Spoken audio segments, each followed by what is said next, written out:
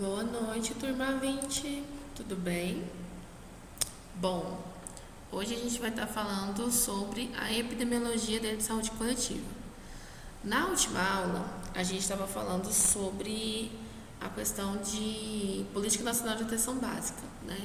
E nessa última aula de Política Nacional de Atenção Básica, a gente conversou sobre as formas como nós, da Estratégia de Saúde da Família, vamos atuar dentro do cuidado com o paciente, da humanização. Para a gente relembrar a epidemiologia, que eu já falei sobre isso, vamos entrar nesse assunto então. A história natural da doença, ela tem várias fases. Então, as fases iniciais, né, ou de suscetibilidade, fase patológica pré-clínica, a fase clínica e a fase de incapacidade residual. A fase inicial ou de suscetibilidade, ela é ainda quando a doença não está agindo ainda no corpo do paciente, mas o paciente está exposto àquilo. Por exemplo, nós estamos expostos ao coronavírus, mas a gente está se cuidando, usando máscara, lavando as mãos, mantendo distanciamento social, evitando colocar a mão nos olhos, evitando colocar a mão na boca, evitando lugares contaminados, evitando pessoas, né, que possam estar contaminadas, que a gente não sabe quem carrega esse vírus. Então, a fase de suscetibilidade é quando nós estamos expostos ao risco de adoecer. A fase patológica pré-clínica, a doença ainda está no estágio de ausência de sintomas, mas o organismo apresenta alterações patológicas. Então, aqui seria na fase do Covid, né, que a gente está falando da Covid, né, o que mais se fala, aqui seria a fase que a Covid ela fica incubada, né? De 1 a 14 dias é o tempo de incubação. Então, essa seria a fase patológica pré-clínica, porque tem pessoas que não têm sintomas. Só que o organismo dela vai apresentar alterações patológicas, como, por exemplo, do nada a pessoa está com mais sono, né? A pessoa está sentindo mais sonolência. Ou a pessoa está sentindo totalmente atípico, né? Dor nas pernas, cansaço. Então, é uma alteração patológica, tá? A fase clínica, a doença já se encontra em estágio adiantado com diferentes graus de acometimento. Na fase clínica é quando o paciente apresenta os sintomas da doença e em diferentes níveis, né? Porque tem pessoas que vão sentir mais sintomas, menos sintomas, poucos sintomas ou nenhum sintomas. Então, na fase clínica, a doença já está instalada no corpo do paciente e ele pode apresentar sintomas graves, moderados ou leves. Na fase de incapacidade residual, a doença pode progredir para a morte ou alterações se estabilizam. Então, agora é de duas ou uma. Ou o paciente vai curar ou o paciente vai morrer. Infelizmente, a realidade é essa. Então, nesse caso aqui, qual o nosso papel na última fase de incapacidade residual? De reduzir o risco da morte e de amenizar ou reduzir ou atenuar os riscos do paciente ter uma sequela, né? Porque a gente não quer que o nosso paciente fique com uma sequela, a gente quer que o paciente se recupere. Mas isso não cabe somente a nós temos que fazer o nosso papel, nossa parte, trabalhar conforme os protocolos, conforme o segmento que a gente precisa. Só que, muitas vezes, o corpo do paciente não responde ao tratamento, né? E, infelizmente, aí já não é muito com a gente. O que eu quero falar para vocês é que a humanização ela vai existir até mesmo nesse momento. Você já está vendo que o paciente é terminal, mas você não vai deixar de cuidar dele. Porque ele vai morrer mesmo? Não, já vai morrer mesmo. Jamais pensem dessa forma, tá bom? Aí a gente entra na etiologia e prevenção. São aspectos muito relacionados. O conhecimento da etiologia indica melhores caminhos para a prevenção. Por quê, gente? O que é etiologia? Etiologia seria o estudo do que vai causar a doença, do agente etiológico. Então, no sentido da prevenção, por exemplo, se eu sei que água parada, água limpa, água suja, hoje em dia o mosquito dengue está muito esperto, né, o Aedes aegypti. Então, se eu sei que água parada, que água contaminada, que aqueles ovinhos lá do Aedes aegypti podem eclodir e, né, vir novos mosquitos, se eu sei disso, é etiologia. E se eu sei disso, eu vou fazer a prevenção contra isso. Então, as campanhas são todas voltadas para não deixar água parada, acumulada. Tudo que vocês veem de campanha é a parte de prevenção devido ao conhecimento da etiologia. No início do coronavírus, a gente não sabia a etiologia dele correta, então a gente não sabia que era para usar máscara desde o início. A gente não tinha o conhecimento adequado que o distanciamento social era a primeira coisa. Demorou a vir um pouco esse entendimento, porque é uma doença ainda desconhecida para a gente, né? Tem sintomas ainda que de vez em quando aparece um sintoma novo e a gente fala, meu Deus do céu, como assim? Então, esse aspecto de conhecer o que você está tratando facilita muito a prevenção para que outras pessoas não adquiram essa doença. A etiologia pré-patogênica serve para possibilitar melhores oportunidades de prevenção dos agravos, ou seja, das doenças.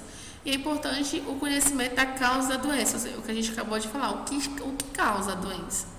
É o contato, é o vírus, e de que forma que esse vírus entra? Pelos olhos, né, que são as mucosas, pelo pé, por onde? Então, você tem que conhecer na fase pré-patogênica para saber prevenir.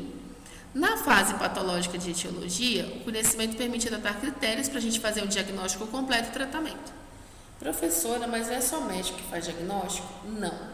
Quem dá o diagnóstico é médico. Mas quem ajuda a montar o diagnóstico é toda a equipe de enfermagem.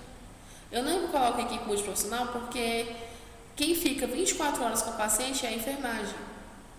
Então, pode até ser que o fisioterapeuta ajude, o farmacêutico, a nutricionista, a fonoaudióloga e tarará. Mas a equipe de enfermagem, gente, ela é primordial para a gente conseguir realmente atingir nosso objetivo de ajudar no diagnóstico e tratamento, tá? Aí a gente tem medidas preventivas divididas em inespecíficas e específicas. Por exemplo, medidas inespecíficas são medidas gerais com o objetivo de promover o bem-estar das pessoas. Então, como medida inespecífica, tomar água. Tomar água é inespecífico. Você não toma água para prevenir só cálculo renal. Você toma água também para hidratar a pele, para hidratar o corpo, para hidratar os órgãos, para matar sua sede. É uma medida inespecífica. Outra medida específica, tomar banho. Não gera bem-estar? E a gente não toma banho somente para relaxar. A gente toma banho também para manter-se limpinho, manter-se cheirosinho, manter-se livre de doenças, certo? Medidas específicas. São medidas restritas e incluem as técnicas próprias para lidar com cada dano em particular. Então, uma medida específica, vacinação. Estamos todos esperando essa vacina da Covid aí. E é uma medida específica contra o coronavírus. Outra medida específica contra o coronavírus, máscara, uso de máscara, da máscara face shield também, que é aquela máscara transparente que cobre todo o rosto. Outra medida preventiva específica, o isolamento social. Olha que bacana. Então, tem várias medidas específicas para a gente prevenir o dano daquela doença na população. Aí nós entramos no que a gente já estudou, né? Acho que foi na aula retrasada, sobre as prevenções, primária, secundária e terciária. Prevenção primária são ações dirigidas para a saúde da pessoa, né? Você vai agir antes que a doença atinja a população. A prevenção secundária são ações que visam a prevenção para regredir a doença, ou seja, é o que a gente está fazendo contra o coronavírus. A prevenção secundária. Porque a primária era para ter fechado aeroporto, fechado fronteiras e tudo mais, não ter permitido ter carnaval, tudo que a gente já sabe, que a gente já ouviu falar. Como não foi possível, nós agora estamos fazendo a prevenção secundária e a terciária. A secundária é o quê? O isolamento social, o distanciamento social, uso de máscara, uso de álcool em gel, lavagem das mãos, tudo isso que a gente está fazendo. E a prevenção terciária são as ações que se dirigem à fase final do processo, reabilitando o paciente. Então, nessa fase aqui, são os pacientes que se recuperaram da doença do coronavírus e estão fazendo acompanhamento. Seja esse acompanhamento de pessoas que não tiveram sequelas ou que tiveram sequelas, tá? Aí, os níveis de prevenção. A promoção da saúde, essa palavra nunca vai sair da mente de vocês, eu espero, que a gente falou tanto na aula retrasada. A promoção da saúde a gente faz de diversas formas, né? e através de ações destinadas para manter o bem-estar, sem visar nenhuma doença. A gente faz promoção da saúde com educação sanitária, com alimentação e nutrição adequadas, com habitação adequada, com emprego e salário adequado, um sonho, né? Que a gente tenha um piso salarial para a gente ter promoção da saúde. Condições para a satisfação das necessidades básicas para o indivíduo. O que é essa educação sanitária, gente? O simples fato de você ensinar uma pessoa a lavar as mãos, você está fazendo educação sanitária, tá? É bem legal. Lavar os alimentos antes de consumi-los, ferver água, tudo isso é educação sanitária. Proteção específica. Inclui medidas para impedir o aparecimento de uma determinada doença. Então, é o que a gente falou na medida específica agora há pouco. A vacinação, o exame pré-natal, porque você vai fazer o exame pré-natal para verificar se a puérpera está indo tudo bem com a gravidez dela. A quimioprofilaxia, o medicamento que é quimioterápico, não é para poder evitar que a pessoa vá a óbito de câncer, não é para ter um tratamento, prolongar a vida daquela pessoa. A fluoridação da água, colocar fluor na água, né? Porque para evitar os problemas dentais e demais problemas de saúde. Eliminação de exposição a agentes carcinogênicos é quando a gente vai consumir um alimento como tomate, como morango, que todos os alimentos vermelhos, né? As verduras, legumes e frutas, quanto mais vermelho, mais ele absorve o inseticida. É péssimo para a gente, mas a indústria do agronegócio ela não consegue não usar por causa das pragas, né, dos bichinhos e tudo mais.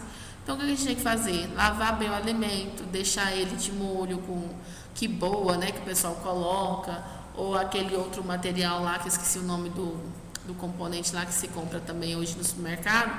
Você pinga lá as gotinhas, bota na água e deixa de molho. Então tudo isso é para evitar que a gente absorva também esse agente carcinogênico que é do material de inseticida, né? Eu falei que boa, mas é água sanitária, que boa é a marca, tá, gente? Inclusive, que boa não é bom, a marca melhor, inclusive, para fazer a higiene da casa contra o coronavírus é a marca da IP, de água sanitária, e agora me fugiu o nome da outra marca, mas eu estava lendo a respeito. É a marca da IP de água sanitária que está sendo melhor estudada e vista, que consegue matar o coronavírus, tá? Na superfície. Pelo amor de Deus, não vão beber isso, não vão passar no braço, nas pernas, nem nada. É para lavar o banheiro, a casa, essas coisas, tá bom? Por Nossa Senhora, creio em Deus Pai. Diagnóstico e tratamento precoce. Identificar o processo patológico no seu início antes do aparecimento dos seus sintomas. Então, como é que a gente faz diagnóstico e tratamento precoce? A gente identifica, então, através do rastreamento, né? Você faz o rastreamento naquele local de pessoas, o coronavírus, por exemplo. Todos esses dados que vocês veem nos jornais, hoje morreram 25 pessoas. É um rastreamento que se fez. E mais de 5.000 foram contaminadas com coronavírus, confirmados, casos confirmados. Isso é a forma de a gente fazer rastreamento para obter o controle da doença naquela população. Exame periódico de saúde é o famoso check-up, que a gente vai no médico e pede para ele pedir todos os exames, né? Faltam tirar metade do sangue da gente quando vão fazer esses exames, mas é necessário. Procura de casos entre contatos, como por exemplo, a pessoa deu coronavírus confirmado, você vai ver se ela convive com outras pessoas, se aquelas outras pessoas também estão com coronavírus, estão apresentando sintomas, para fazer o exame do SWAB, que é o exame aquele haste flexível, né, o cotonete gigante que entra no nariz, para verificar se a pessoa está ou não com a doença.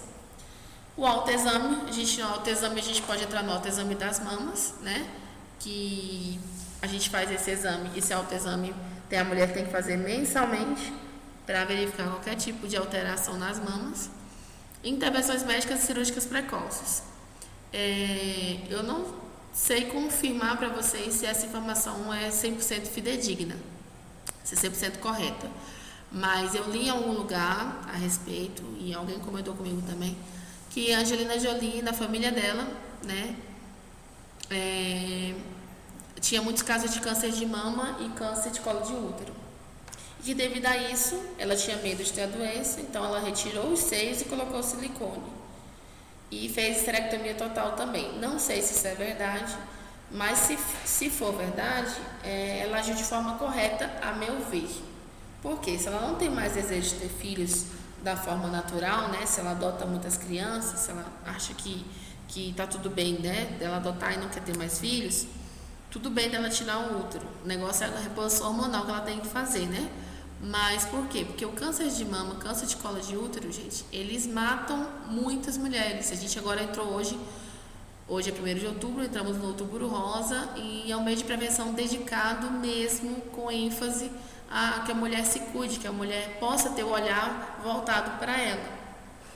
Então, quando a gente encontra uma mulher com câncer de mama inicial, a cirurgia precoce que se refere é para retirada daquele nódulo. Muitas vezes nem precisa retirar a mama inteira, outras vezes precisa, outras vezes tem que ser as 2 mamas. Então, quanto mais cedo o diagnóstico, mais chance de cura e tratamento eficaz. Limitação do dano consiste em identificar a doença, limitar a extensão das respectivas lesões e retardar o aparecimento das complicações. Acesso facilitado a serviços de saúde que a gente faz, né? Por exemplo, você mora perto do postinho, você tem facilidade para ir no postinho. Ou se você mora longe, mas você tem como ter acesso ao postinho, com transporte público, com transporte privado, com bicicleta, seja da forma que for, você consegue ter acesso a serviços de saúde. Consegue também um tratamento médico ou cirúrgico adequado, seja de forma particular, plano de saúde, pública, né?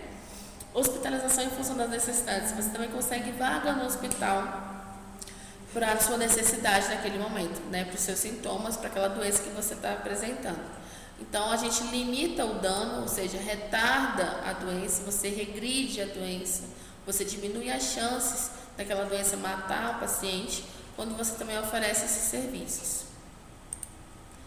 E a reabilitação, a gente desenvolve um potencial residual do organismo após a doença e contribui para que o indivíduo tenha uma vida leve, útil e produtiva, reintegrando a pessoa na família, trabalho e sociedade. Então, de que forma que a gente faz essa reabilitação?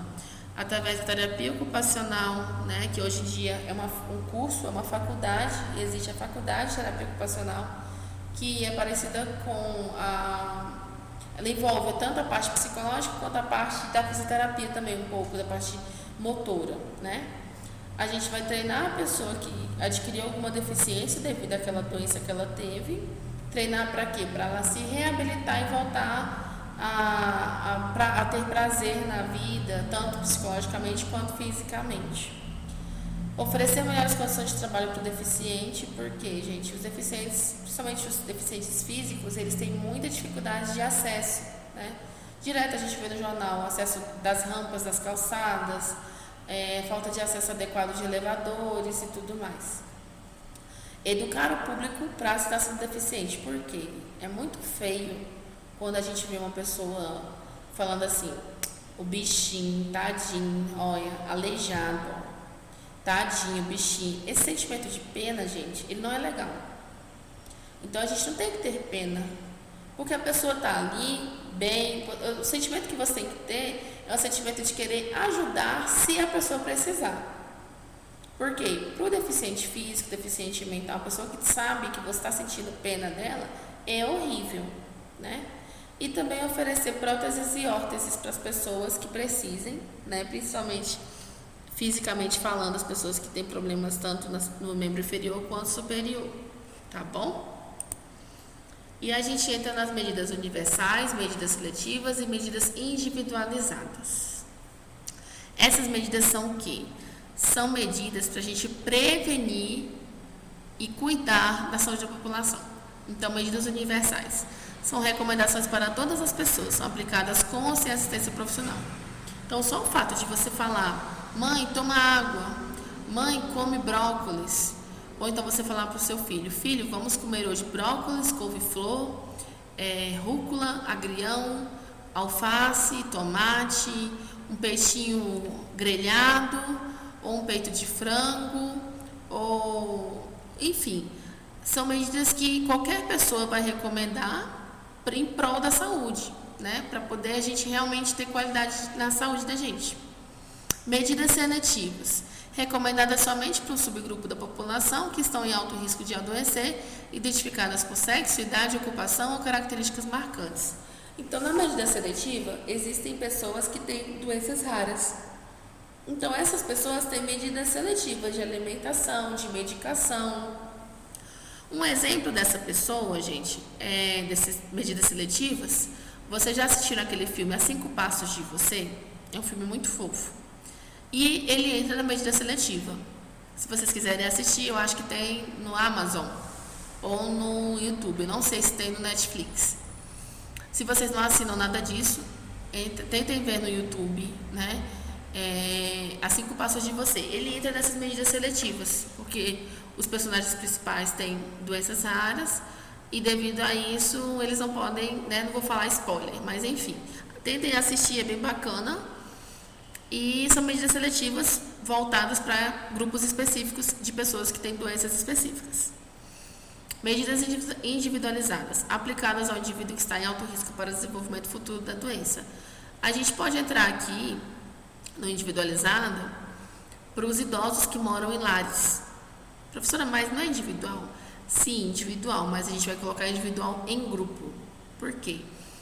Os idosos são as pessoas que podem morrer mais facilmente, digamos assim, da Covid-19. Né? A gente sabe que tem pessoas jovens, crianças, pessoas super saudáveis, pessoas que não estão acima do peso, enfim, que tiveram Covid e morreram. E tem idosos de 100 anos, como teve na Inglaterra, acho que a idosa tinha 101 anos, e ela saiu sem sequela nenhuma da Covid. A primeira coisa que ela quis fazer foi tomar uma cerveja quando ela recebeu alta. E assim, tá super bem. Então, existem os grupos, no geral, que a gente fala, que é o grupo dos indivíduos idosos, que podem adoecer, que têm mais facilidade de ter doenças respiratórias. Tá? Então, entraria um profissional de saúde para voltar os olhos dele para esse tipo de medida individualizada. Aí nós temos os modelos para representar fatores etiológicos. E existem as classificações. As classificações dos agentes de doença, ou seja, o que pode transmitir, o que pode fazer uma pessoa adoecer, entra o agente biológico, que a Covid-19 entra nisso, né? Que através de bactérias e vírus a gente pode adoecer. Fatores genéticos, como a translocação de cromossomos, como a síndrome de Down, seria um fator etiológico, digamos assim, a questão do cromossomo. Químicos, os nutrientes, as drogas, os gases, o fumo, o álcool, tudo isso pode nos levar ao adoecimento. Fatores físicos, através da radiação, atrito e impacto de veículos a motor, que o impacto de veículos a motor seriam os acidentes automobilísticos, né? E psíquico. Hoje em dia, ano que vem, o que vai ter, aliás, esse ano já tem gente buscando, mas o que vai ter de gente buscando psicólogo e psiquiatra devido a essa pandemia não é brincadeira não, gente. A gente tem que cuidar muito da nossa mente, porque a parte psíquica ou psicossocial, principalmente estresse, desemprego, estresse do trabalho.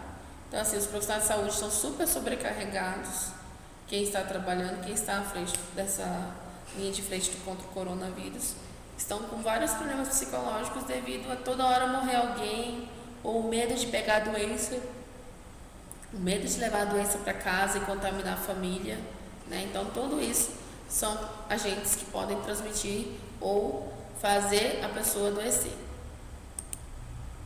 Aí a gente entra em incidência, prevalência e surto. O que seriam esses três agentes de incidência, prevalência e surto? Simplesmente quando esses três dados, digamos assim, esses três termos, a gente utiliza bastante na parte de fazer os dados estatísticos das doenças, tá? Então, os dados estatísticos das doenças, eles entram muito nisso, né? Conforme for, a gente sempre vai vendo dessa forma, né, de dados. Então, a incidência de uma doença é estritamente representada pelos números de novos casos surgidos a cada ano na população. Então, o número de novos casos do ebola, no tempo que teve o ebola, era a incidência de casos na população, mas não eram os novos casos, né? Os casos que já tinham passado. Então, a incidência que se estuda é a incidência daquela doença naquela população, assim como o coronavírus. A prevalência, o número de casos clínicos ou de portadores existentes em um determinado momento em uma comunidade, dando uma ideia estática de ocorrência do fenômeno. Então, qual é a prevalência daquela doença na população no momento que está sendo vivido? O coronavírus foi um momento, principalmente do frio, né, que teve o ápice em si, porque as doenças respiratórias, em sua maioria, nesse momento do frio, né, que elas começam a aparecer. Então, qual é a prevalência daqueles casos aparecerem ou daquelas pessoas que têm a doença transmitirem ela para outras pessoas? O surto é quando há ocorrência epidêmica em lugares estritamente limitados. Então, surto de conjuntivite geralmente é na escola, ou no quartel, ou no apartamento que moram as pessoas naquele ambiente familiar. Então, o surto se dá quando as pessoas têm um convívio, mas um curto espaço, né, digamos assim. Pessoas do mesmo lugar, do mesmo convívio em curto espaço. Tá bom? É muito interessante que vocês tenham um olhar clínico sobre isso, tá? Tenham bastante atenção com relação a isso, porque tanto a incidência, prevalência e o surto, eles entram muito, muito em concurso, tá? Eu acredito que a incidência, prevalência e o surto são termos que a gente estuda, digamos, diariamente dentro da nossa enfermagem, dentro da nossa área da saúde, tá? Principalmente porque a prevalência de uma doença, por exemplo, na população, ela tem muito a ver também com as políticas públicas de saúde, né? A gente usa muito a prevalência em estatística, na própria epidemiologia, né? É o número de casos mesmo que a gente está falando naquele local, em determinado momento, né? E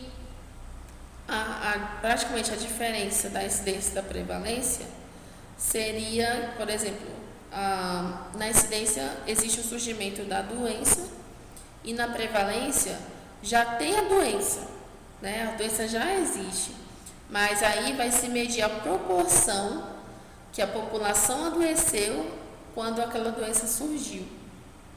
Então, tudo isso é observado, é estudado, inclusive pelos profissionais de estatística, né, do próprio Ministério da Saúde. E na incidência, a população que vai adoecer, né, é a população em risco. Então, não é toda a população que está exposta. No caso da prevalência, a população é a população total que está exposta, porque a doença já existe, né? E a questão de, por exemplo, os casos que vão avaliar. Os casos avaliados, gente, na incidência, são apenas novos casos. Então, novos casos que surgiram, né, dentro daquilo que a gente estava falando, dentro da população em relação à doença. E na prevalência, vai contar todos os casos, não só os novos, os antigos também, desde o início da doença, tá?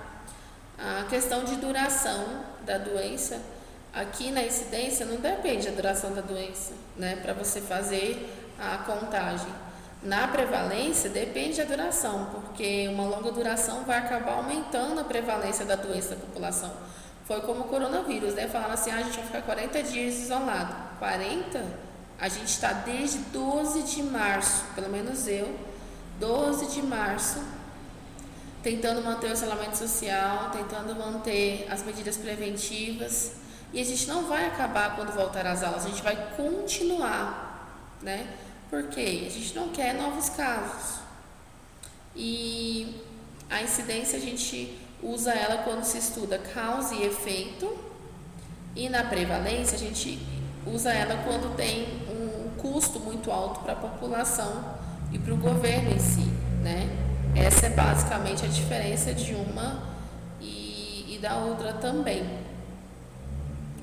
No caso do surto, o surto geralmente ele acontece então, como eu falei para vocês, quando há um aumento acima do que foi esperado do número de casos que foi determinado pelaquela doença naquela região específica. Então, por exemplo, é quando surge repentinamente uma doença com uma frequência muito mais alta que o normal em determinado momento, em determinado local, como a gente falou, na escola, no quartel, no apartamento, no prédio que você mora, na casa, na sua rua, né? É um surto da doença quando a doença não está controlada somente no seu ambiente familiar. Então, é basicamente isso. Espero que tenha ficado um pouquinho mais claro, né? Porque isso aqui tem que ficar bem esclarecido mesmo. E na próxima aula a gente vai continuar esse assunto. Eu vou entrar dentro de endemia. Tá bom? Até a próxima aula. Fiquem com Deus, fiquem bem, continuem se protegendo e se cuidando. Boa noite e é isso.